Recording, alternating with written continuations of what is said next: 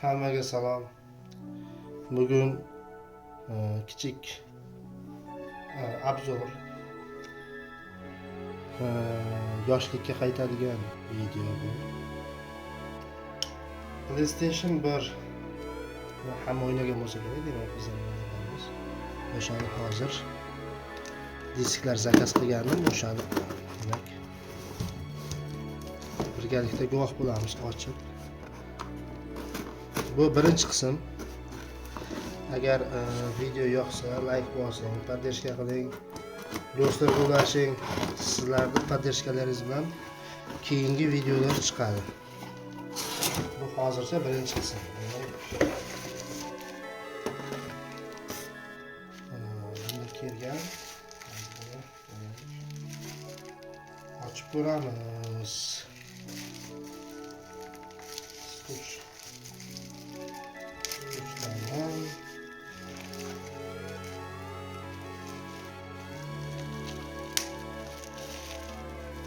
Video yoqsa like bosinglar, obuna bo'linglar.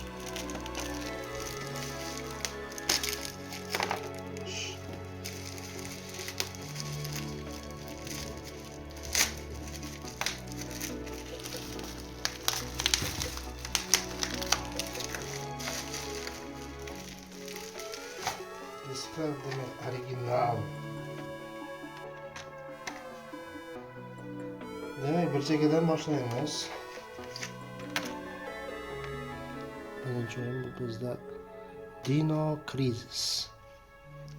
Hammamiz juda ham yaxshi bilamiz. Yoshlikdan o'ynagan o'yinlarimizdan biri bu. Xo'p. Bu yerda demak hozir manual bor. Xo'p, manualni olishimiz kerak.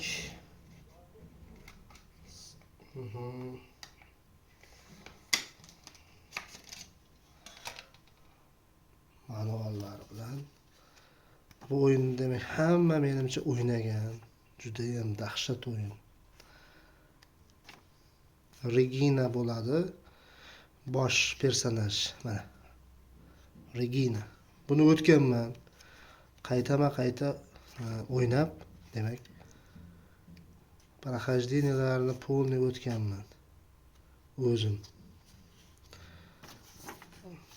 Shunaqa.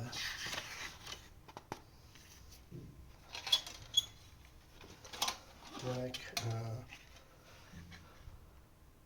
disk.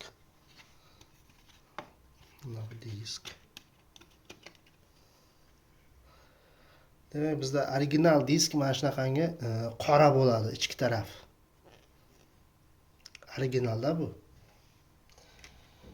Endi biz o'sha paytlari original nima, podoriginal nima bilmaganmiz. Biz demak o'sha podoriginal variantini o'ynaganmiz, ya'ni ruskiy nimalarni o'ynagan edik. O'sha paytlari ancha mashhur edi bular. Bu topilmaydigan, uncha-munchaga topilmaydigan narsalar. 2000-yil boshlaridagi gaplar shunday edi. Hozir bular nima deydi? Umuman topishdilar joyini. Demak, birinchi o'yin Dino Crisis. Yoshlikda birinchi laridan. Ikkinchi o'yin bu, конечно, Dino Crisis 1 va Dino Crisis 2 bo'ladi. Dino Crisis'da 2ni menimcha hamma o'ynagan bo'lsa kerak. Birini-ku o'ynamagan odamlar ham bo'lishi mumkin, chunki qiyin o'yin biri. Ikkisi bo'limini yaxshiroq. Bunaqangi bosh qotirma bir taraflari yo'q.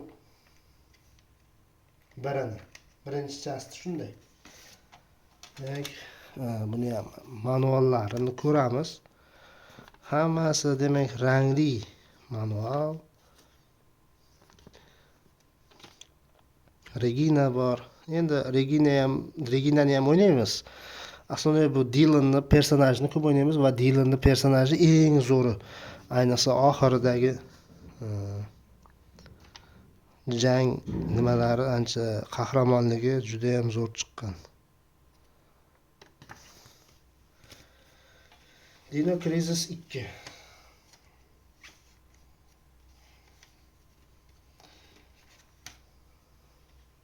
Mana bu disk.